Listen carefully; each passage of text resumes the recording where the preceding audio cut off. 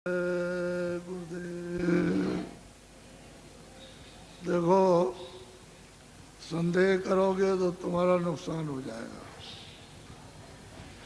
संदेह और शंका से घर बर्बाद होता, पूरा का पूरा समाज बर्बाद हो जाता। शंका करोगे तो सारा राज बर्बाद होता, और शंका करोगे तो धर्म बर्बाद हो जाता। तुम जो सोच रहे होगे कि भाई जय गुरुदेव नाम बाबा जी का है, मेरा नहीं है और ना तुम्हारा है, तो शंका क्यों करते हो? ये नाम उसका है और तुमने अभी शास्त्रों को नहीं देखा। और जो कहते हो हमने शास्त्र देखे हैं, वो आंख बंद करके और बुद्धि को ताक में रखकर। कोई भी नाम हो, विष्णु भगवान के 1000 नाम और परमात्मा के अनेकों नाम, तो शंका क्यों करते? कोई भी नाम सतयुग का, त्रेता का, द्वापर का, कोई नाम हो जब तक सिद्ध नहीं होगा तब तक कोई नाम आत्म कल्याणकारी नहीं, आत्माओं को गति नहीं दे सकता। इसलिए नाम सिद्ध करना होगा तो जीवात्माओं के काम आएगा, नहीं कोई काम नहीं आ सकता। कोई नाम हो, उसके तो अनेक। तुम इतना नहीं समझ पाते हो कि सूरज निकलता है तो अलग अलग देशों में, अलग अलग मुल्कों में अलग अलग नाम। सूरज तो एक ही है लेकिन नाम अलग अलग। तो तुम ये नहीं जानते हो कि तुम्हारे यहाँ नाम अलग है, दूसरे मुल्क में जाओ अलग, तीसरे मुल्क में अलग। तो परमात्मा का क्यों नहीं समझते हो कि उसके अनेकों नाम हैं? इसलिए शंका मत करो। मेरा नाम नहीं है। आप सोचते होगे कि भाई बाबा जी आए तो इनका नाम, मेरा नाम तो तुलसीदास है और आपका भी नाम नहीं, तो जय गुरुदेव नाम उस प्रभु का है, फिर आपको किस बात की शंका? बोलो जय गुरुदेव। जय गुरुदेव नाम किसका? अब बड़े ध्यान से सुनो, खड़े खड़े। ये तुम जो यहाँ रह रहे हो इस मृतलोक में, तो ये तुम्हारा देश नहीं है। ना यहाँ तुम्हारा घर है, ना यहाँ कोई सामान तुम्हारा। यहाँ तुम सब लोग परदेसी हो। आपका देश, आपका घर नहीं है। यह है बच्चों मृतलोक। अच्छी तरह से थोड़ी सी बातों में मैं सब समझा दूंगा आपको। ये मृतलोक है, ये आपका घर नहीं है। मकान मालिक ने आपको ये जो मकान दिया है, अनमोल मनुष्य शरीर, ये आपको बार बार नहीं मिलेगा। उसने थोड़े दिन के लिए आपको दिया है और उसने ये कहा कि देखो भाई, मेरा ये मकान है, शुद्ध है, साफ है, पवित्र, मैं तुमको देता हूँ थोड़े दिन के लिए। और 2 अधिकार मैंने इस शरीर को दिए हैं कि एक अच्छा काम, एक बुरा काम। तो बुरा से बुरा काम करो, अच्छा से अच्छा करो। उसकी तरफ से कोई रोक टोक नहीं है। वो जो भी तुम करोगे अच्छे बुरे काम, सब ये कूड़ा कचड़ा, जितना भी पाप पुण्य का, ये सब जीवात्मा पर लदेगा, उस जीवात्मा पर रखा जाएगा और उसको कुछ मना नहीं करना। उसने तो ये कहा ये अमोलक मनुष्य शरीर है, ये मनुष्य मंदिर है, इसमें जीवात्मा को बैठा दिया। तो मेरे शरीर के द्वारा जो अमोलक है, क्या करना कि अपनी अपनी जीवात्मा को जगा लो और अपने घर में अपने प्रभु के पास पहुंचा दो। क्योंकि ये मनुष्य शरीर अमूलक है। सारे संसार का धन, सोना चांदी हीरे जवाहरात, इसकी कीमत नहीं दे सकते हैं। ये ऐसा अनमोल मनुष्य शरीर थोड़े दिन के लिए आपको दिया गया तो आप इसमें लग गए, ये मेरा मकान है, ये मेरी दुकान है, ये मेरा राज है, ये मेरी खेती है, ये मेरा सोना, ये मेरा चांदी, ये मेरे बच्चे, ये मेरी जात है, और ये मेरा ये और मेरा ये, इसमें लग गए तो क्या हो गया? काम है, क्रोध है, लोभ है, मोह है, आशा है, तृष्णा है, झूठ है, छल है, कपट है, फरेब है, धोखेबाजी, दगेबाजी और चोरी और डकैती और हिंसा, इसमें आप लग गए। तो महात्माओं ने क्या कहा था कि देखो ये बुरा काम है और ये अच्छा है। इस बुरे काम से तुमको, सबको, स्त्री पुरुषों को, बच्चों को दुख मिलेगा, तकलीफ मिलेगी, रोग मिलेगा, कोढ़ मिलेगा, अंधे हो जाओगे, बहरे हो जाओगे, गरीब हो जाओगे, सताए जाओगे और मारे जाओगे। ये सब ये है अच्छा काम, इससे सुख मिलेगा। यही दो बातें महात्मा गांव-गांव में घूम करके आपको समझाते थे और आप लोग उस बात का ध्यान रखते थे कि भाई बुरे काम से तकलीफ होगी, अच्छा काम करेंगे तो सुख मिलेगा। तो महात्माओं के उपदेश को सब लोगों ने छोड़ दिया और सब के सब अच्छे काम को छोड़ चुके, बुरे काम में लग गए। जब बुरे काम में लग गए तो आपको तो मालूम नहीं है कि उसने ये अमोलक मनुष्य शरीर थोड़े दिन के लिए दिया है। तो आप जब नहीं मालूम है तो जीवात्मा पर आप कूड़ा कचरा लाद रहे हो। इस बार तो जब घड़ा भर जाएगा तो ये तो बाहर से बहेगा, फूटेगा और टूटेगा और आग निकलेगी, जहर निकलेगा, तो तुमको तो कुछ मालूम नहीं। जब उसका तुम तो समझते हो कि ये मेरा है, तब तक समय इसका पूरा हो गया। अनमोल मनुष्य मंदिर का इसका समय पूरा हो गया। उसने अपने सिपाही बुलाए, किसने? मकान मालिक। ये देखो ये है, ये लल्लू सिंह है, ये रामनाथ है, ये श्यामवती है और ये लीलावती और ये मतलब जहांगीर है। इनका वक्त और समय हो गया, जाओ फौरन मकान खाली करा लो। तो कागज कहते हैं वारंट, वो फौरन लेकर के दौड़ पड़ेंगे और वहीं से आवाज देंगे तुम इस वक्त में वहाँ हो अमेरिका में, तो जोर से यही से देंगे कि लल्लू सिंह तुम्हारा वक्त पूरा हो गया और आप तैयार हो जाओ मकान का। तो यहाँ से फौरन, यानी क्षण भी नहीं लगेंगे, वहाँ आवाज पहुंचेगी और जोर से धक्का मारेगी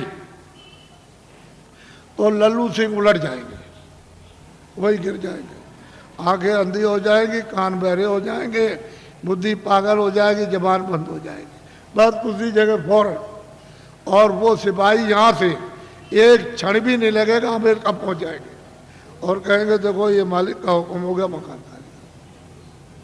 तो मन को, बुद्धि को, चित्त को, प्राणों को और जीवात्मा को, रूह को इस अमोलक मनुष्य मंदिर से, जिस्मानी मस्जिद से निकाल बाहर।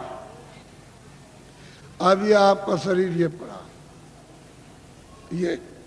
ये मिट्टी है, ये मकान और ये जमीन और ये राज, ये पाट, घर का सामान, दुकान का सामान, दफ्तर का सामान, ये हिंदी, ये अंग्रेजी, उर्दू, ये आपकी ये पड़ी, ये पड़ा, सब सामान ये पड़ा। अब ये बताओ ये इनमें से कोई सामान तुम्हारे साथ जाएगा? बोलो जाएगा? तो तू कैसे कहता कि मेरा है? ये कैसे कहते हो कि मेरा है? ये राज मेरा है, ये दुकान मेरी है, दफ्तर मेरा है, ये खेती मेरी है, ये मेरा है, ये कैसे? ये तो तेरा ये भी नहीं, तो किराए का मकान है। ये नहीं समझा कि खाली हो गया, ये पड़ा।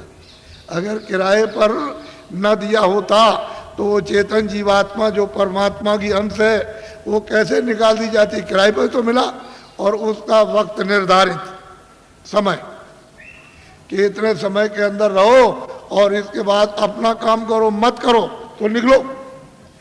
तो तुमने क्या, तुमको लाभ क्या हुआ? तुम अचानक में निकाल दिए गए अनमोल मनुष्य मंदिर, ये बार बार मिलेगा? अरे तुम खड़े हो, ये बार बार मिलेगा?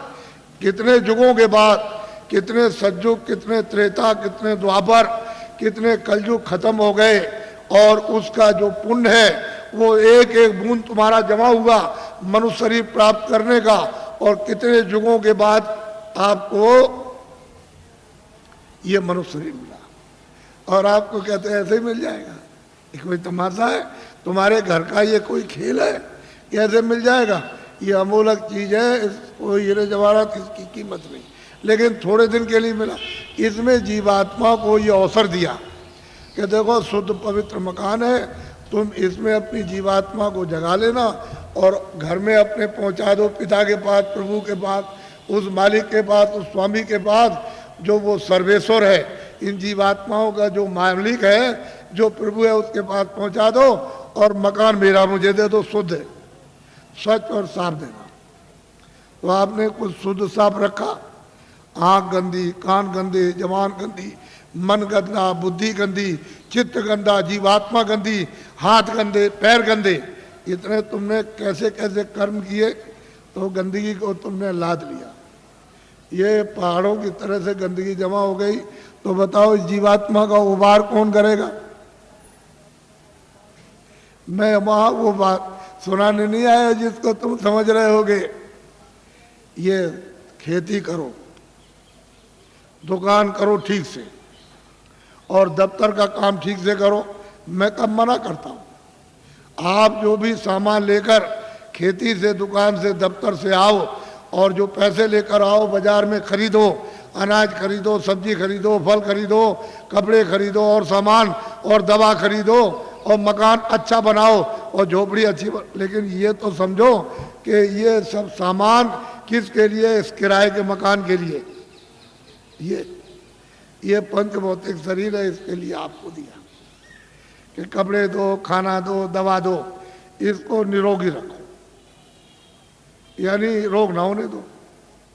ये आपको बताया, ये आपको बता रहा हूं कि ये सामान सब इसका है, तो आप लाख जोड़ो, करोड़ जोड़ो, अरब खरब रखो, लेकिन ये तो समझो कम से कम कि ये इसका है, इसमें जीवात्मा का रत्ती भर भी नहीं, ये सब इसका। तो जब ये खाली हो जाएगा तो ये पड़ा और ये पड़ा, न ये इसके काम और न ये इसके काम।